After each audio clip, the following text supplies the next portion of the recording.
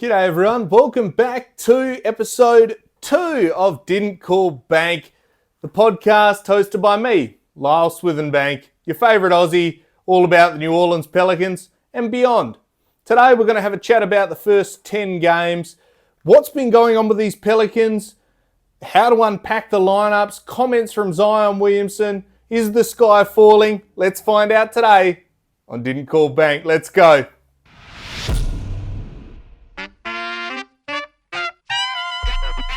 Didn't call bank.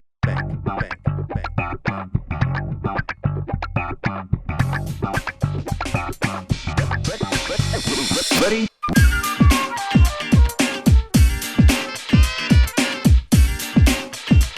So welcome everyone. If this is your first episode, welcome. There was only a shorter one previously to kick us off. Been a bit of a delay between the first two, of course.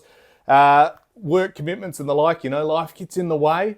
But from now, we're flying. We're in place, we're ready to go, and looking forward to, chatting pals, chatting basketball with you guys. It's been too long, and, plenty to unpack. So, let me introduce myself. I'm Lyle Swithenbank. You can follow me on X, at Lyle Swithenbank. At Didn't Call Bank is the show, and that's where everything's going to be posted. You can also check us out on Instagram and on TikTok at Didn't Call Bank as well, and you'll be able to find my personal pages all linked in there anyway. So we'll be doing highlights, things like that. If you want to go and give us a like and subscribe, that would be fantastic. And also on YouTube, of course, if you're watching on video, you can see the background. If you're just listening on your podcast apps, well, the dulcet tones will see you through. But I appreciate you tuning in, supporting us. You can find us on all of the podcast app. It's all connected, so looking forward to getting that up. As soon as we film, we're going to publish these as fast as we can. We got guests lined up. We got plenty of big shows coming up. So let's get into it. So today, we're going to have a chat about the Pelicans. Let's kick off with that. 10 games in. I'm not going to go and flesh out history. We know how we're going. Win against Grizzlies, win against Knicks, lost to the Warriors. We've got the Thunder. We had a win. We had a win against Pistons. Hawks loss, Nuggets loss, Wolves loss, heartbreaking loss against the Rockets. And then the Mavericks, we got undone. Disappointing, exciting start. Disappointing now. 5-game losing streak for the Pelicans and convincing losses in losses in all of them except that Rockets game, where we gave up a fairly convincing lead in the last quarter and ended up, losing that 104-101 in the end, which devastating because we should have won that one. So what went wrong in those games? Well, if we isolate the big losses, we lose to the Dubs 130-102. We lose to the Hawks 123-105, Nuggets 134-116, Wolves 122-101, and then the Mavericks 136-124, which sounds better than it was. That was the bench brigade in garbage time in the last quarter, because it was well and truly over by then, who dragged that Mavericks score back. But we're getting these same themes, and there's plenty of factors that come into it. One of it's health. Firstly, you've got guys out. Let's have a look who's out. Trey has been out for the whole season. CJ punctured lung against the Hawks. He suffered that before, lost 17 games last time. They say it's not as bad as that. This time, well, you're losing 20 points per game scoring there already. He had the most minutes played per game when he was playing. He was the best player in the games that we have won and was really sliding into that third option, distributing to the other guys and really having an impact, knowing when to take over and knowing when to delegate, which is a completely different CJ that we'd seen in previous years purely because of circumstance. All of a sudden we see the team healthy or healthier, starting lineup healthy, and all of a sudden he starts playing really well. Unfortunately, slight contusion, we love that word, but puncture in that lung, and we're still waiting to hear. We haven't seen much of him around the team. He does have a second child due shortly as well. So difficult time for him and difficult time for the Pelicans. Herb Jones against the Nuggets. Dives for a loose ball. Jokic crashes down across his leg, out with a fibular contusion, which has taken, the best part of a week, if not longer, to get right. We have seen pictures of him on the Pelicans Twitter page that he looks like he's near on ready to go. It's been game time decision or doubtful for the last, for the last couple of games. Hopefully, we see him out there tonight against the Mavericks in this, dual sort of series in our home opener in the in-season tournament, which we've seen that court, and we'll get to the skeleton in a bit. Larry Nance, we find out, against the Mavericks, disappears, comes back, looks a bit ginger, disappears again. Cody Zeller's on. Broken ribs. Out 10 to 14 days. Great way of saying 2 weeks without saying 2 weeks. But again, another injury, and we start getting thinner on top in that front court even more. And Jose, no update. Perhaps soon. He looked a bit ginger in his warm-ups. He's starting to get back. Hopefully, he can drag, that ankle back to health and contribute later on in the season. Hopefully sooner rather than later, because that spark off the bench would be fantastic. We just saw Najee Marshall play his first game as well for the season after being out for a number of weeks with that bone bruise in his knee as well, after we thought for the worst, and in the end it was just a couple of weeks. But you get one back, you lose another, which is devastating because it's so difficult. It is so difficult to get continuity, to get consistency, to get an offense, implemented, brand new offense, the James Borrego offense, as we've discussed before, when you just don't have the people on the court. And I know, we've been talking injuries for years. Every year it's the same thing. I will not discount that. I cannot say be patient. I cannot say don't be frustrated, because I'm frustrated with it.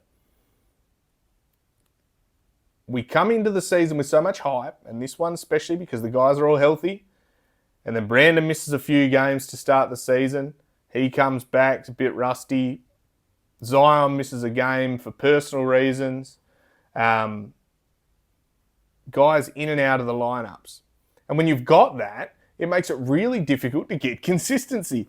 The biggest or the most used lineup that we've had this season is the starting five. The starting five that we want. B.I., Herb, CJ, JV, Zion. They've played 40 minutes across 10 games. That's not even a full game. Now, all right, let's say their allocation is 30 minutes apiece. Well, they play near on the first quarter together. So there's, maybe 10 minutes at least a game to start. And then the third quarter they start it. We just haven't had the people on the court. And when you've got that and you step back and look at the percentages and the usage and the like, it makes it really obvious what this biggest issue is, and it's continuity and guys dropping their heads because all of a sudden the roles start changing. And what we've been promised with the new offense, the movement offense, balls kicking to the corner, all of a sudden you don't have the personnel to do it. And that makes it really difficult. Because instead of being able to run a lineup with two of the big four, being JV, CJ, Brandon, Zion, it's just Brandon out there, or it's just Zion out there, or they're out there together.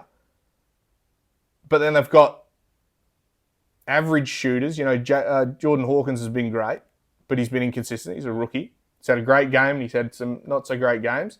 Matt Ryan, junior player, two-way player. Sniper, great games, not so great games. Dyson Daniels, great games, not so great games. Not a shooter. Showed out against the Mavs. But all of a sudden, the whole focus goes on to 1 or 14. And when we find something that a team overreacts on against the Mavericks, they were double-teaming Jonas, we didn't exploit it. And that, to me, I think is unacceptable. In the preseason, we got beaten a fair bit, and it was because they didn't run plays. And when you're not going to run plays and practice your offense and implement it, maybe you're trying to keep trade secrets, whatever you want to do, whatever you want to call it, you don't get the reps. And by not getting the reps, you come in rusty and you start learning on the fly. And learning on the fly causes mistakes. And that's going to take me into the next segment where we're going to have a chat about turnovers and points off turnovers. Yay, amazing. We love talking about that. But that's the reality. That's where we've come from and where we're going. Points off turnovers and turnovers. Against the Grizzlies, we had 21 turnovers. Points off turnovers, they had 28, we had 23. 20 times we gave up a possession. That was a game we won. We only won by 12. Could we have blown them out with the personnel that they had at the time? Absolutely. Absolutely we could have, and we should have. Against the Knicks, they had 18 turnovers. And you beat them convincingly. 96-87. Felt like they were hanging around. We should have closed them out, but, garbage time and the like. Points off turnovers. 23 they got off our 13, which to me is not good enough. Because you might get them to turn the ball over, but then you only turn around and get 14 points off turnovers. So, not even a point per turnover have you managed to achieve by forcing them to give it up. And of course, not all turnovers are created equal. Live ball turnovers, ones that go out of bounds. There's plenty of different types that you can get. Ones that don't turn into a run out, ones where they get back on defense. Not all of them are going to be a turnover at the top of the 3-point line where you run in for a layup by yourself.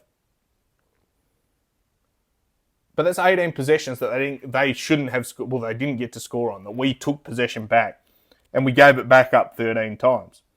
Now, there's a lot of talk about, taking care of the ball. And it's been the story for the Pelicans for forever. Any team.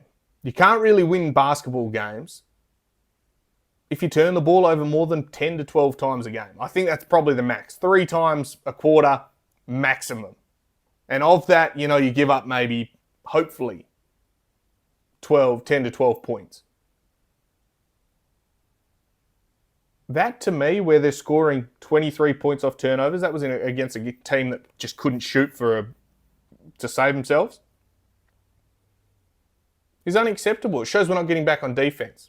It shows we're not getting defensive rebounds or crashing the board. It shows that we're making errant passes, rushing, playing too much isolation, over-dribbling. All of these sorts of things where all of a sudden we play isolation ball instead of moving the ball from left to right to get easy layups, which every other team seems to be able to do against us. And we play one-on-one. We continue on. Against the Warriors, we had 11 turnovers. It's great. Warriors had 14. They had a lot of theirs in the first half, if you recall. 12 points off turnovers, 14. They somehow got more points than us. Again, that's them getting back in defense and us not. And we've seen it time and again. We're watching guys trail up the court and then we're missing out on defensive rebounds and getting killed on the offensive boards. And that only happens from effort and buy-in. And we'll get to the little quote that we heard from Zion after the most recent Mavs game about backseat buy-in. Another big one. Against the Nuggets, 134 to 116, we lose. Turnovers, we had 13. They had 9. You don't lose many games turning the ball over 9 times. Let's start there. They're not a fast team either. They don't rush. You've got the best player in the world, Nikola Jokic. 22 points off turnovers to 13. So we had an opportunity. We turned the ball over 9 times to them and got 22 points. What happened there is the better team won. Time and again they executed and turned the ball over at times where we weren't able to exploit it. They hustled back. Or they let the easy ones go and set up for the next possession. There wasn't indecision, and I feel like indecision is almost the key word for the Pelicans this year. Pass the ball, pass the ball, pass the ball, pass the ball, pass the ball. Who's going to take it? Okay, well, now you've got 10 seconds. Now you've got to go and isolate. Well, set you half a screen. Time and again, we fall into this hero ball. Brandon's turn, Zion's turn. Brandon's turn, Zion's turn. Throw one to JV. Oh, he gets mauled. Looking for shooters. We might hit one, we might not. Time and again. And that, to me, comes down to team before me. And if you're going to put your own stats and your own accolades and, your own scoring to yourself above the team, well, you're going to lose out. You can't quit on one end. You have to buy in. We saw against the Mavericks. Dyson Daniels picked up full court on Luka Doncic every possession. Every possession he chased him over screens, he got belted, he got hit. Luka still had a great game. But he was made to work. And when you're made to work on both ends, guys like that start to drop their heads. Unfortunately, they had Kyrie Irving, who also just torched us. But when you have situations like that and you're fortunate enough to be able to bring that effort, it should breed more effort. And instead what we saw was one guy hustling back, or two or three, and it's mostly the young guys. Matt Ryan was great. Hawk is great on defense as well. They fight for it. We're missing Herb, of course. But other guys just, jog up the court. Oh, well, the young guys will stop the break. And all of a sudden you get this indecision and you miss out. Really disappointing in the end. The way that some of these games have turned, and it's because heads are dropping. Frustrating. Now, we'll go to Zion's quote. So after the Mavericks loss, he was interviewed, and he's been admittedly not his jovial self in these media responses this year, and perhaps he's got a new tact. It's a PR thing. I don't know. He's answering shorter. He doesn't have time to sit there and be everyone's mate. Short and sweet. And he got asked about what's changed between this year and last year, and by Will Guillory of The Athletic. Wonderful writer. If you get a chance, you should be following him. If you're not, you're doing yourself a disservice on all things Pelicans. He asked him what's changed from this year to from last year. He said, last year we got together, we had a team meeting, and we said, what I can do. I need to buy in. I need to be more involved. And so this year, I'm trying to buy in. I'm doing my best. I've taken a bit of a back seat as I try to buy in and doing my best to buy in. Now, the buzzword in that is buy-in.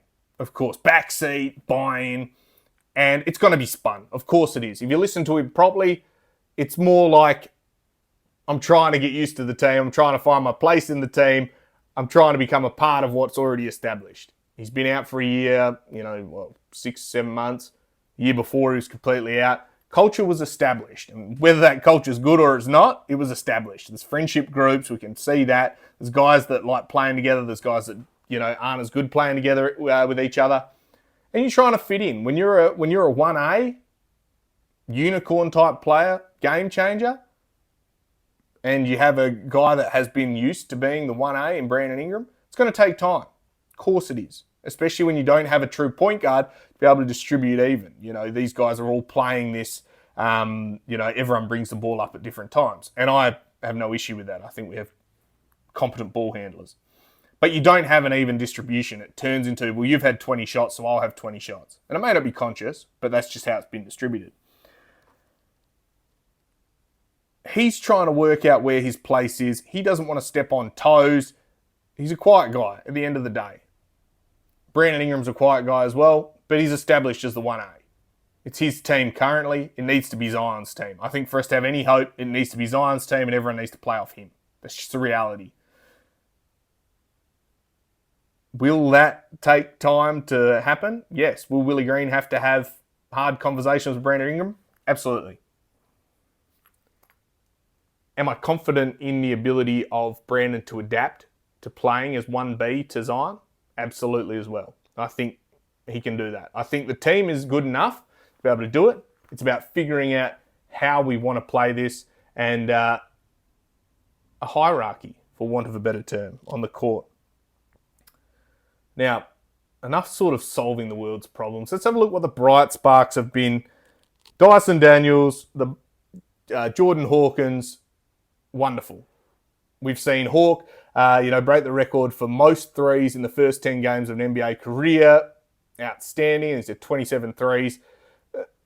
We needed shooting, and he's provided it in spades. I can't wait for him to not be guarded by... He can have the fifth best defender when he's on. I cannot wait for that. And the gravity when you've got Trey on the court, when you've got, Zion, B.I., you can have a Jayhawk, you could even have a Matt Ryan line up as well. And all of a sudden you've just got shooters around your two best players. Unreal. I really look forward to seeing that. And I think he's going to go strength to strength, pardon me. He's going to continue to improve.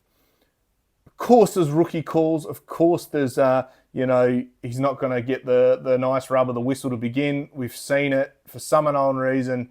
The umpires love to haze rookies, and I don't understand it. Call it as you see it. I don't know if we need to get a glasses sponsor for some of these umpires, but some of them need it for sure. Another bright spark is a two-way play of Matt Ryan. He's been playing defending like a madman, shooting three. He knows exactly what he's in there for. Does his shot always fall? Absolutely not. When it does, he's a complete game changer. In our best games, in our winning games, he's been one of our best players.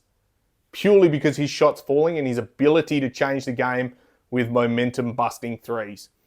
We don't have many players like that. CJ perhaps, but not often have we been able to get a guy pull up in transition and hit a three like Matt Ryan can. Jordan Hawkins is he's got that X factor about him.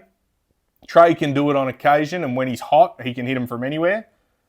But consistently, Matt Ryan is the guy that can absolutely light it up, and I've been really impressed with how he's played. And I look forward to seeing more of that going forward. So, what else has happened in the 10 games? We had the release of the city jerseys, the Skeleton, which if you go back through the tweets, I may have spelled it wrong, but I said it first. But anyway, don't worry, I'm not going to keep receipts. Wonderful logo. Love what they've done with the voodoo, with the purple and the fluoro green, the glow-in-the-dark sort of green. The in-season tournament home game kicks off against the Mavs, which I'm looking forward to seeing with the new court. It looks like the least brutal to watch on. The red ones in the in-season tournament, the red courts, are woeful to watch on TV. So I'm looking forward to seeing a bit maybe softer court for the Pelicans, and it might make it easier to watch. Hopefully it improves their performance on the court as well. But I do love the city jerseys, love all of the skeleton logos and what they've done with the purple and the green. I think it looks excellent, completely different to what we've done for ever. And I can't wait for them to be made available in Australia so I can go and get some, unless one of you want to ship it internationally for me. But you can comment underneath or message me if you would like to be a post box for me. That would be wonderful. Now, underused this year, Jonas Valanciunas. I think given the injuries, you would think that you would run more plays through him. I think James Borrego likes running things out of the post. Instead, what we've seen is this underutilized big man. I know we don't want to use him, we want to trade him and all that sort of stuff. But if you got him, he's a luxury that we could use. And use him we should. I look forward to them running some plays out of the post. Perhaps the umpires might actually see him get hacked once in a while. Perhaps, I don't know. I'm not a psychic, but I'd love to see some plays out of the post and guys playing off of Jonas. We saw it now and then. He's a great passer. In the Mavericks game, they like to double him. So if they're going to double him again, then get those shooters on the same side as Jonas, feed that ball in, kick it back out. He's more than happy to. And so I look forward to seeing that. Fingers crossed we get Herb back. The luxury of playing the same team twice in 3 days is that you know what you're up against. You know what Luka looks like. You know what Kyrie wants to do. You know what the other guys there, all the Aussies they've got, Exum and Green on that team as well, which has been awesome to see all the future Olympic gold medalists, playing like all together with Dyson on our side, obviously. 3 Aussies they've got on that side, actually, with Kyrie Irving. But, he picked the wrong team to go and support. He could be with us, but, again, whatever. He's made his bed. That team likes to play fairly fast. Not the fastest, but they play with pace, but they don't rush. They know where the ball's going. They put each other in positions to be successful. And it helps when you've got all NBA players. You've got 2 of them, 2 All-Stars. Luka's the leading scorer in the whole league, while averaging 8 rebounds and 8 assists. It makes it very difficult to guard.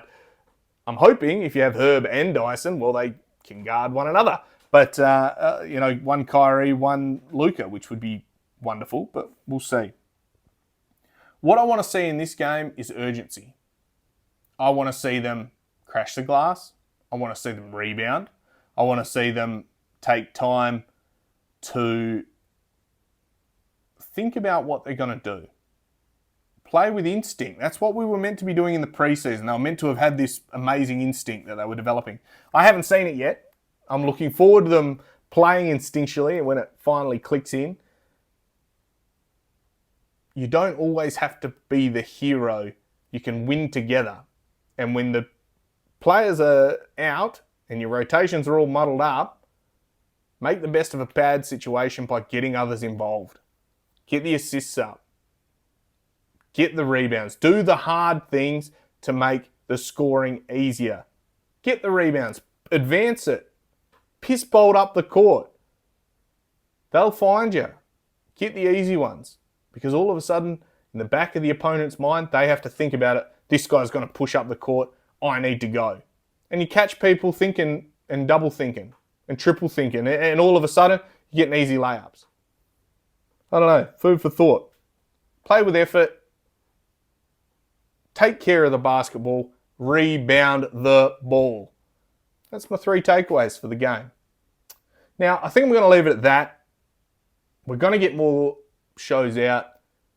They'll come, as I said, probably more consistently now that are a bit more settled. Don't have any more trips coming up for now. Keep you informed as to anything coming up.